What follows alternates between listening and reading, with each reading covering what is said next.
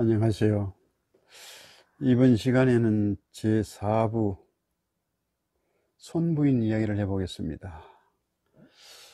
그 삼국지 연의에 또 그 송건의 여동생과 이제 유비의 혼인 이야기가 나오죠. 그 삼국지 전체 120회 이야기 중에 중간쯤 나오죠. 근데 참 이 이야기들 삼국지 이야기가 살벌한 전쟁, 전투, 숨막히는 뭡니까 정치투쟁 이런 이야기들이죠. 그 가운데 이 참 중간쯤 가면은 그 사막의 오아시스를 만난 것 같은 시원하고 뭡니까 솜사탕처럼 달콤한 이제 그 이 손부인과 유비의 그 결혼 이야기가 나옵니다. 그 이제 유비가 이제 그 형주를 돌려주지 않자 어떻게 합니까? 동호에서는 이제 계략을 꾸미죠. 주유가 주도해서 계략을 꾸밉니다. 이제 송건에게 여동생이 있는데 송건의 여동생을 주기로 하고 유비를 동으로 불러들여서 이제 들어오기만 하면 인질로 잡아놓고 형주를 돌려받자. 이제 이런 이제 거죠. 그러니까 이 송건의 누이 동생을 이제 미끼로 그래가지고 이제 유비를 동으로 불러들이는 겁니다. 그런데 이제 제갈량이 이 계책을 간파하죠. 간파해서 유비를 수행해가는 조자룡에게 비단 주머니 3개를 줍니다. 그러니까 위기가 있을 때마다 하나씩 열어봐라. 그러면 이제 그 대책이 나온다. 이제 이렇게 되죠. 이제 조자룡은 그 비단 주머니 하나씩 열어가지고 이제 위기에 대처해가지고 뭡니까 어떻게 합니까? 결국 이제 그 계략으로 시작한, 그러니까 진짜로 결혼시키려고 한 게 아니죠. 소설에서는. 아니니까 유비를 인질로 잡으려고만 했는 게 이제 이 계책의 이해가 제갈량의 계책에 의해서 완전히 진짜로 되어버렸죠. 이제 이 가짜로 시작한 이제 결혼이 진짜로 성사되어 버립니다. 성사돼 가지고 결국은 주유의 계책은 이제 완전히 실패로 돌아가고, 그러니까 부인도 뺏기고 형제도 돌려받지 못하고 하는 이제 이런 결과가 나오죠. 그게 모두가 이제 제갈량의 계책에 의해서 그렇게 됐다. 이제 이렇게 이야기가 됩니다. 그래서 그 안에 참 재밌는 이야기들 많이 나오죠. 처음에 그 교국로를 만나가지고 시장에 500명 군사를 풀어서 시장에 가서 잔치 필요한 결혼식에 필요한 비단이라든가 온갖 물건을 사면서 소문을 퍼뜨려서 동호 건업 그 전체에 이제 유비와 손부인이 결혼한다, 이제 송건의 여동생이 결혼한다 완전히 퍼뜨려 놔놓고 그 다음에 이제 이야기가 진행돼 나가죠. 그래서 송건의 그 어머니가 이제 그 사윗감을 보려고 감노사에서 이제 유비를 만나고, 그래서 흡족해서 사윗감으로 이제 이 사람을 이런 계략을 써서 되느냐, 사윗감으로 꼭 삼아야 된다, 이렇게 해서 결국 이제 사윗감으로 삼게 되죠. 근데 이 이야기가 얼마나 재미가 있는지 구석구석 빈틈없이 아주 재미있는 이야기죠. 그렇게 되어 있는데, 이 이야기가 이제 감노사라는 이제 제목으로 이제 경극으로도 만들어져 있고, 라디오 연습곡으로도 나오고, 영화로도 돼 나오고, 참 천년을 두고 이제 인구의 회자되는 그런 이야기죠. 근데 사실 실제로는 그렇지 않았죠. 실제로는 정략결혼이었습니다. 적벽대전이 끝난 이듬해에 서기 209년이죠. 근데 조금 전에 앞쪽 이 앞편에서 그 간부인 이야기할 때 잠깐 나왔습니다만은 유비가 형주목이 되었습니다. 형주목이 되고 강남 4군을 차지하고 세력이 점점 커지니까 송건이 불안했습니다. 겁이 났죠. 그래서 이제 그 전쟁에 이제 유비가 전쟁의 달인이라 할 수 있죠. 그러니까 이제 인척 관계를 맺어서 서로 공고히 이제 관계를 공고히 하자, 이래가지고 유대를 돈독히 하고 이렇게 할 필요가 있었죠. 그래서 이제 자기 여동생을 하고 결혼을 시키게 됩니다. 중매를 넣어서. 그러니까 이제 마침 이제 유비가 본부인이 없다는 걸 그때 이제 다 알고 있었죠. 그렇게 이제 성사된 거죠. 근데 이제 소설에서는 그 이 여동생이 딱 하나뿐인 여동생이라고 이제 이렇게 나오는데, 여러 남 형제들 중에서 이제 딱 이 형제 한 사람뿐이라고 이렇게 나옵니다. 그렇지만은 그게 아니죠. 손견과 오부인, 그러니까 그 손권의 이제 부모죠. 손견과 오부인 사이에는 사남 일녀가 있었습니다. 근데 그 일녀가 뭐냐면 손권의 누나였어요. 여동생이 아니었고, 누나였는데, 이 홍철자라는 사람에게 이제 결혼을 합니다. 이 누나는. 근데 유비와 결혼한 이 여동생은 이제 송군과 배다른, 이제 어머니가 다른 이제 그 여동생이었죠.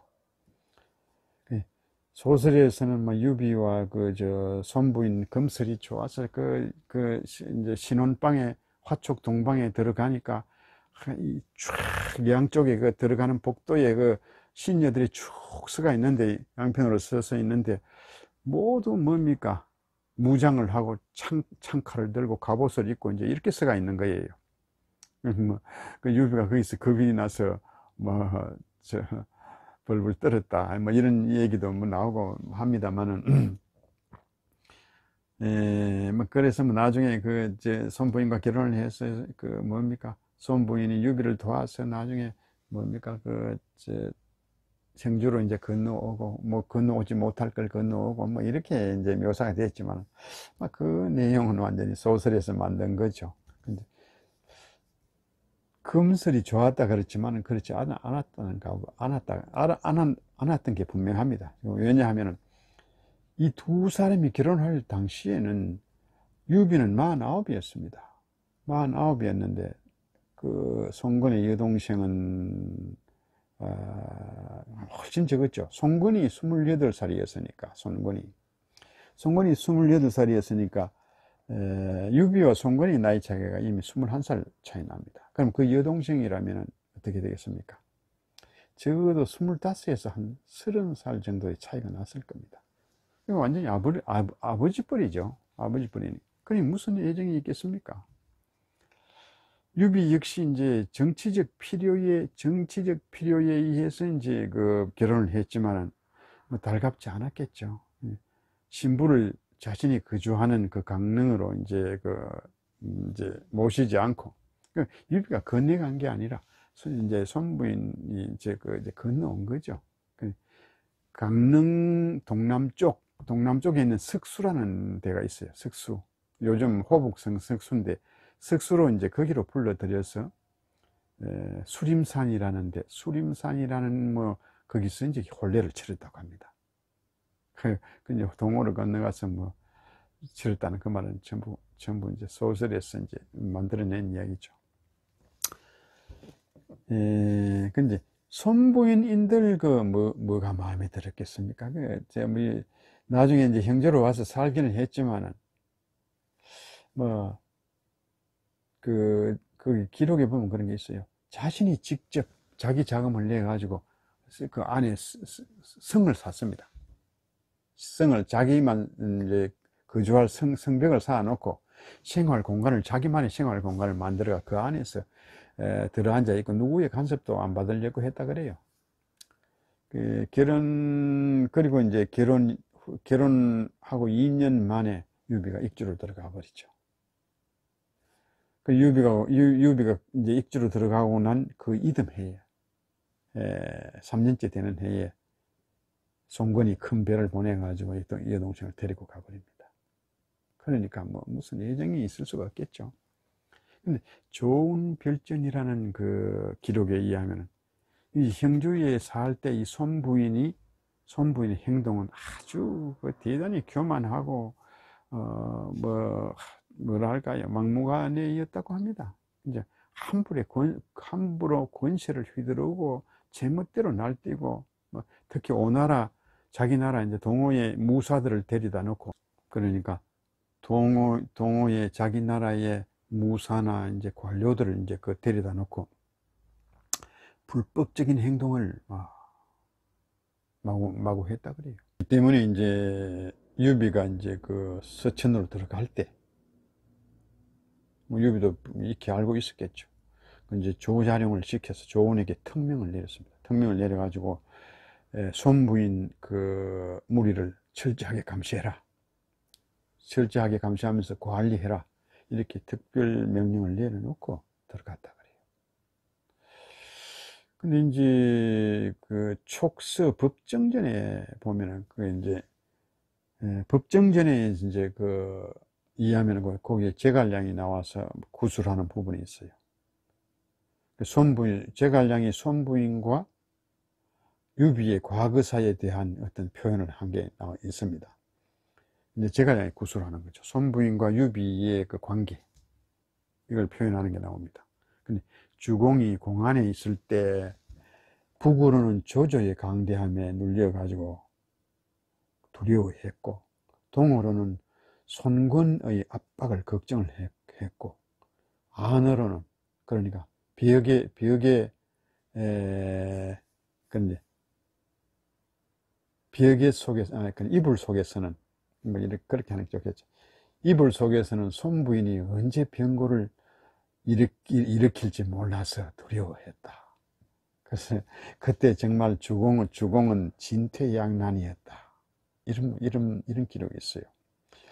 이런 내용이 있는 걸 보면은 두 사람이 굉장히 뭔가 서로 경계하면서 지냈다고 이렇게 볼 수가 있겠죠. 그리고 또 역시 좋은 별전에 나옵니다.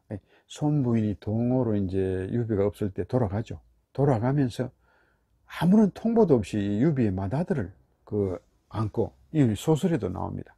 안고 배에 올라가서 이제 아들을 이제 데리고 가려고 그대로 태워서 이제 배를 출발시켰어요. 이 나중에 이제 조은과 장비가 알고 쾌속선을 타고 쫓아가서 이제 배를 가로막고 이제 아들을 뺏어오죠. 아들을 뺏어오는 게 소설에도 나옵니다. 이때 아두의 생모 간부인은 아직 살아 있었죠. 그런데 자신이 낳았지만 첩의 신분이기 때문에 아들을 볼 수가 없었죠. 그런데 얘를 이제 데리고 가버렸으니까 뭐 참 얼마나 가슴 아팠겠습니까? 이제 뭐 참 조은과 장비가 이제 결국 뭐 뺏어 왔으니까 망정이지. 데리고 갔을 때, 그것을 알았을 때 그 심정은 참 하늘이 무너졌겠죠. 근데 아무리 두꺼운 이제 유비라고 한들, 이제 간부의 심정을 어찌 몰랐겠습니까? 그럼 일설에는 그 서천에 들어간 유비가, 이 손부인이 스스로 간 게 아니고, 서천에 들어간 유비가 명을 내렸어. 법정이 권유를 하고, 이제 그 건의를 받아들여서 손부인을 쫓아보냈다. 이런 말도 있어요. 근데 그 내용은 어느 쪽이 옳은지 그거는 뭐 알 수는 없습니다. 그렇지만은 쫓겨갔다면 이제 큰 문제죠. 송건의 나체도 이제 송건의 나태도 무슨 똥칠을 하는 거죠. 하는 거고, 이제 송건의 체면도 완전히 깎이는 거죠. 만약에 이제 쫓겨서 돌아갔다면 송건의 체면이 말이 아닌 거죠. 왜냐하면 그 당시에는 남편이 죽은 과부라면은 그거는 호화찬란하게 기가를 할 수 있었습니다. 근데 만약에 쫓겨갔다면 이게 칠거지약에 속하기 때문에 재혼을 못했다 그래요. 쫓겨갔을 경우에는. 그렇게 되면 아주 이제 곤란한 입장이 된다 그래요. 이제 그렇지만은 그런 걸 감안하면서도 송건이 데리고 갔다면, 송건 측에서 데리고 갔다면 왜 데리고 갔겠습니까? 아마 역사가들은 그렇게 추정을 합니다. 이 형주를, 관우가 있는 형주를 빼앗기